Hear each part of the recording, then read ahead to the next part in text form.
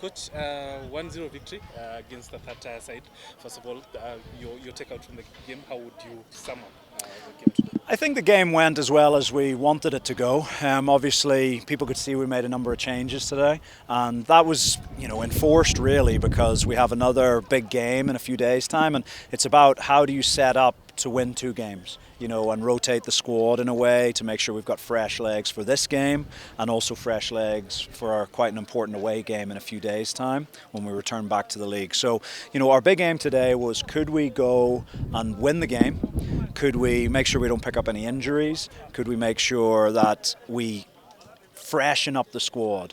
And I think we achieved all of those things today. Naturally, look, at any level of the game, when you make a lot of changes, as we did today, sometimes it's not as fluid. You look maybe in England when it's the FA Cup or the League Cup, and you see even the top teams like Arsenal, Man United, etc., they make a lot of changes. It's not quite as fluid, and just the link-up play isn't quite as good. I think you saw that today from us, but it's because when guys look to their left and right, it wasn't the person who's normally there, and so that sort of non-verbal communication is a little bit less. But look, we got the job done. I thought, Austin should probably definitely have a penalty in there, and I'm not sure what was wrong with Kavuchi's second goal. So it probably could have been a bigger scoreline, but let's not take away from Kibera. They came, they were energetic, they had a couple of chances of their own, and we had to be alive for 90 minutes. But overall, we're very pleased with how the days went. We're through into the next round. We're defending champions, and we want to make sure we maintain our run in this competition. What do you think about Kibera? They performed really well. They had chances to score. What do you think about them? Are there particular players that you looked at and you thought probably these are Premier League caliber kind of players? Well, I think I said to their coaching staff at full time there, even in our sort of scouting and our sort of research ahead of the game, what you can see about Kibera is they're very well organised as an organisation, as a club. They're doing a lot of good things. They're bringing in, supporters and, people to help fund them, etc. And they're doing good things. They've got a lot of young players there who, like I said, caused a few of our guys some problems. They've got some nice speed in the attacking areas of the pitch, and speed's always a big bonus. So, I thought they did well today.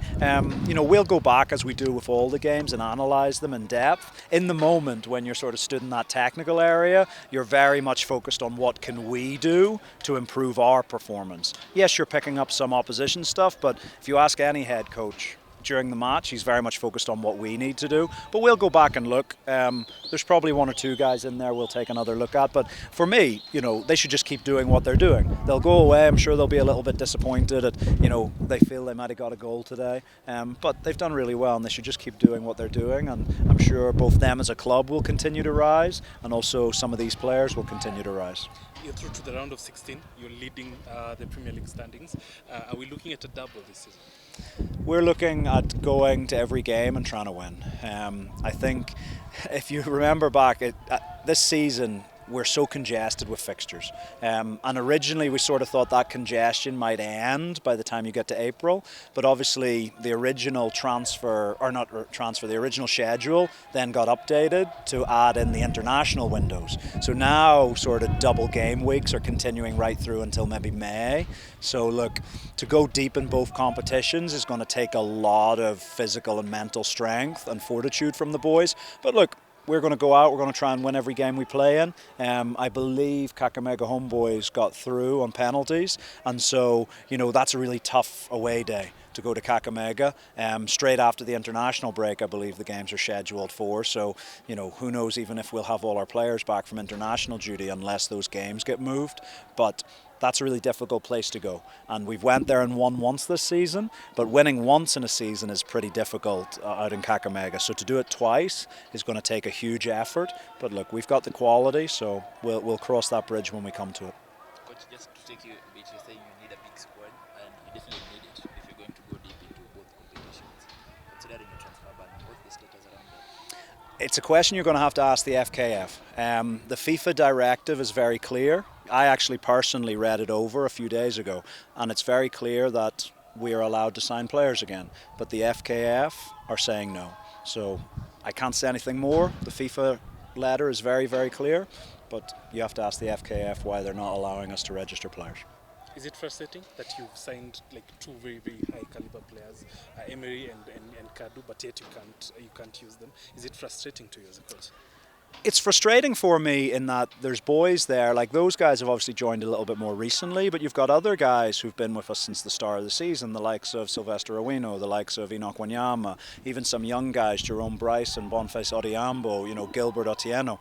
These guys are top quality young players who have been working so hard even though they can't play on a Saturday, and now they should be eligible for selection. And so I feel bad for them. We'll continue. As a coach, you've got to deal with what's in front of you, and you've got to solve the problems that you can solve. So we keep doing that. But one thing we know is the moment that the light goes green from the FKF, then those boys will be ready to play and ready to have an influence because they've been working so hard. Coach, John Ocheng is back after suspension. What can you say about his contribution to the team, both off and on the field? John's a really important player for us. He's a young guy, he's a big guy, but he's young. Sometimes you forget how young he is. And I think at the start of the season, he's almost won a little bit like Benson. Everyone sees the big change in Benson this season because he's ultimately getting the goals. But also for John, it was about, where can he have maximum influence? Because when I came into the club, even some people in Kenyan football said to me, John, maybe you can't rely on him because he'll get red cards, he'll get yellow cards, he might let you down. He's never let us down. We've looked at his game a little bit. We've tweaked one or two things. He can do the defensive part of the game, but he can also do the offensive part. He can break forward, almost in a very classic Roy Keane of the mid-90s of profile of player. So, he's a big player for us. But again, much like Benson, you got to remember he's young.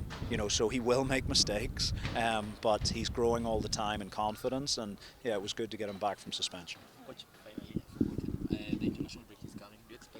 How many players do you expect to be called up to the team? Well, look, ultimately I know more than anyone really here in Kenya how challenging it can be to call up international squads. It's not about picking the 25 best players in the league, I'll tell you that. Sometimes fans think, if these are the 25 best players, but if 10 of those 25 are strikers, you're not calling up 10 strikers to a national team.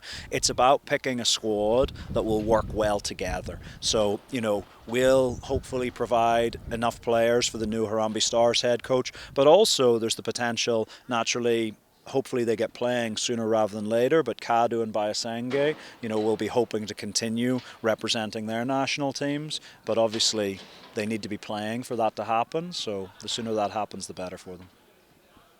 Okay, thank you very much, guys.